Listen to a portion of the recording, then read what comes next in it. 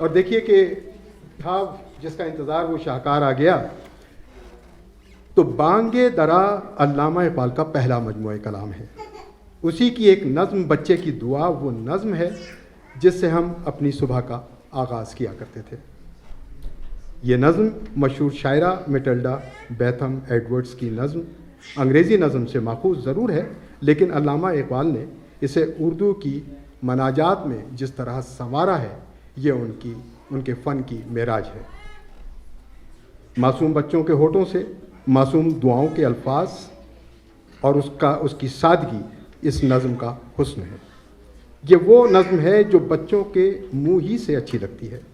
Al Huda academy ने हमारे साथ भरपूर ताउन किया है और हमारे इस ख्वाब को पाया तकमील तक पहुंचाया जिसके बारे में हम सिर्फ सोचा करते थे। उसके लिए हम मोहतरम इमरान खान साहब, एकेडमी की प्रिंसिपल मोहतरमा नायला जाफरी साहिबा यहाँ तशरीफ़ रखती हैं, मैं और उसके साथ ही जो वाइस प्रिंसिपल हैं जिनसे सबसे पहले हमारा कांटेक्ट हुआ था, मोहतरमा साहिबा मेहदी साहिबा यहाँ तशरीफ़ रखती हैं।